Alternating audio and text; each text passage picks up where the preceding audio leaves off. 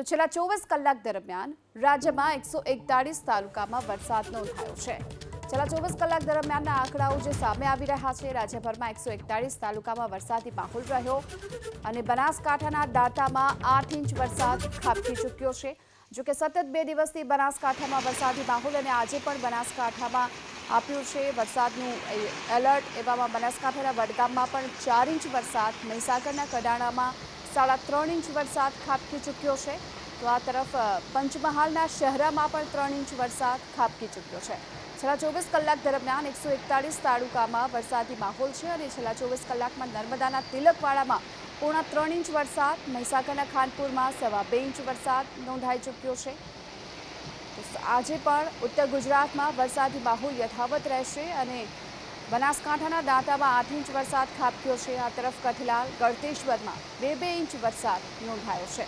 તો વડગામમાં 4 ઇંચ વરસાદ અને પાલનપુરમાં પણ 2 ઇંચ વરસાદ રહ્યો। ગઈકાલે પણ સતત વરસાદી માહોલ હતો અને આજે પણ છેલ્લા 24 કલાક દરમિયાન બનાસકાંઠા જિલ્લાભરમાં સાર્વત્રિક વરસાદી માહોલ યથાવત છે। નર્મદાના તિલકવાડામાં 3.25 ઇંચ વરસાદ નોંધાયો છે। કપરાડામાં 2.25 ઇંચ વરસાદ। છેલ્લા 24 કલાક દરમિયાનના જે આંકડાઓ સામે આવી રહ્યા છે, ઠાસરામાં 2.25 ઇંચ વરસાદ નોંધાઈ ચૂક્યો છે। તો બનાસકાંઠાના દાંતામાં 8 ઇંચ વરસાદ, ઉમરપાડામાં 2.25 ઇંચ વરસાદ નોંધાયો છે। મહીસાગરના કડાણામાં 3.5 ઇંચ વરસાદ, છેલ્લા 24 કલાકમાં નાંદોદ ઝઘડિયામાં 1.5 ઇંચ વરસાદ નોંધાયો છે। સુરત શહેરમાં પણ વરસાદી માહોલ રહ્યો યથાવત અને 1.25 ઇંચ વરસાદ સુરત શહેરમાં છેલ્લા 24 કલાક દરમિયાન નોંધાયો। આ સાથોસાથ ઉમરગામ ખેડબ્રહ્મામાં 1.25 ઇંચ વરસાદ નોંધાયો છે। હાલોલ સતલાસણામાં પણ 1.25 ઇંચ વરસાદ નોંધાઈ ચૂક્યો છે। જોકે આજે પણ ઉત્તર ગુજરાત માટે વરસાદનું એલર્ટ આપવામાં આવ્યું છે। છેલ્લા 24 કલાકમાં સિંગવડ, સિદ્ધપુરમાં 1.25 ઇંચ વરસાદ નોંધાઈ ચૂક્યો છે અને આ સાથે બાલાસિનોર, નસવાડીમાં પણ 1 ઇંચ વરસાદ નોંધાયો છે। છેલ્લા 24 કલાકના આંકડાઓ જે સામે આવી રહ્યા છે તેમાં સાગબારા, વડાલીમાં 1 ઇંચ વરસાદ ખાબકી ચૂક્યો છે। ડેડિયાપાડા અને સંજેલીમાં પણ 0.5 ઇંચ વરસાદ ખાબક્યો છે।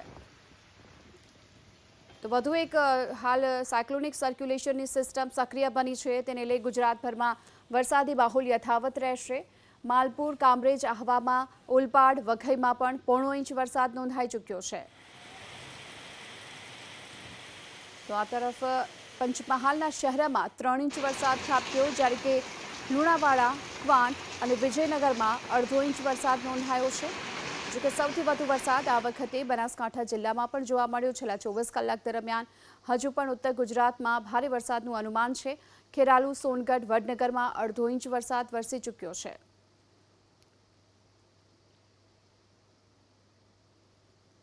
તો આ સાથે જ લુણાવાડા, ક્વાંટ અને વિજયનગરમાં પણ 1.5 ઇંચ વરસાદ ખાબકી ચૂક્યો છે। વરસાદની રાહ ઉત્તર ગુજરાતના લોકો જોઈ રહ્યા હતા, એવામાં સારો એવો વરસાદ વરસ્યો છે। આ તરફ પારડી, અમદાવાદ શહેરમાં પણ 1.5 ઇંચ વરસાદ નોંધાયો। ખેરાલુ, સોનગઢ, વડનગરમાં પણ 1.5 ઇંચ વરસાદ નોંધાઈ ચૂક્યો છે।